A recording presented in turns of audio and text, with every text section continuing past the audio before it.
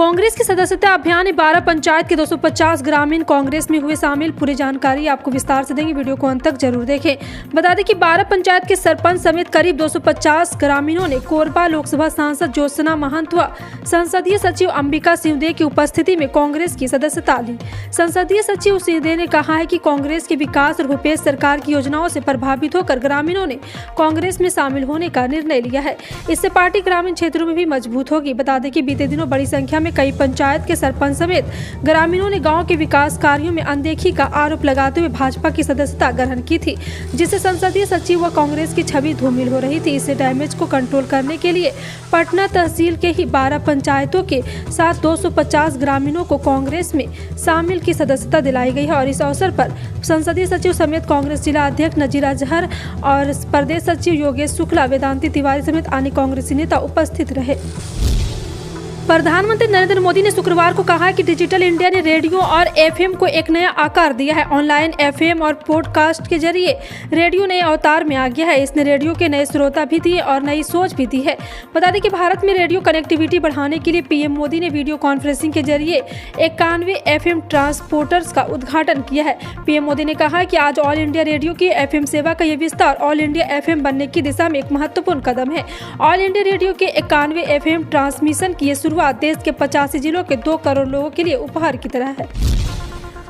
भारत में एक दिन में कोरोना वायरस के 7,533 नए मामले सामने आने के बाद देश में अभी तक संक्रमित हुए लोगों की संख्या बढ़कर 4.49 करोड़ हो गई है। वहीं उपचाराधीन मरीजों की संख्या 57,410 से घटकर 53,852 रह गई।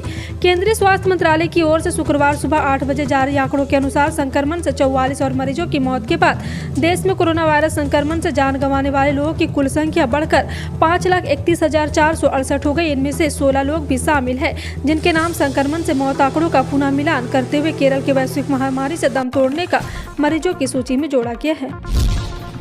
देश के चोटी के पहलवानों ने भारतीय कुश्ती महासंघ के प्रमुख ब्रजभूषण शरण सिंह पर यौन उत्पीड़न के आरोप लगाए हैं। वैश्विक चैंपियनशिप के पदक विजेता विनेश फोगाट, ओलंपिक पदक विजेता बजरंग पूनिया और साक्षी मलिक सहित कई स्टार पहलवान जंतर मंतर पर अनिश्चितकालीन धरने पर बैठे। इसी बीच बजरंग पूनिया ने अपने सोशल मीडिया अकाउंट से प्रधानमंत्री मोदी से हाथ मिलाने वाले तस्वीर हटाकर अपने लगा ली है। जी हाँ, साथ ही साथ आपको बता दें कि यहाँ इस दौरान धरने के दौरान बजरंग पूनिया ने अपने सोशल मीडिया अकाउंट का कवर बदल दिया। इसमें वो प्रधानमंत्री नरेंद्र मोदी के हाथ मिलाते खड़े थे, लेकिन अब उनके अपने सिंगल फोटो लगा ली है।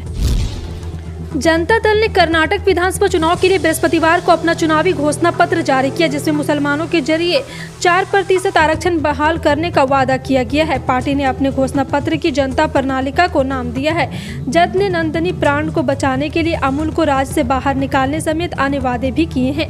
पूर्व प्रधानमंत्री एच.डी. देवगौड़ा ने केंद्र नेतृत्व वाली पार्टी ने निजी क्षेत्र में कर्नाटकों के लिए नौकरियों को आरक्षित करने वाला कानून लाने का आश्वासन दिया है। साथ ही आर्थिक रूप से कमजोर छात्रों के लिए मुफ्त शिक्षा और प्रदान करने की भी दावा किया है।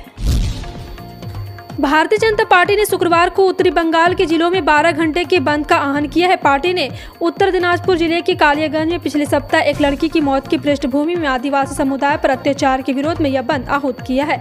सुबह 6 बजे से आहूत बंद को लेकर राज्य में सत्तारूढ़ तृणमूल कांग्रेस ने पलटवार करते हुए आरोप लगाया कि भाजपा पश्चिम बंगाल के शांतिपूर्ण तरीके से माहौल को बिगाड़ने की कोशिश कर रही है।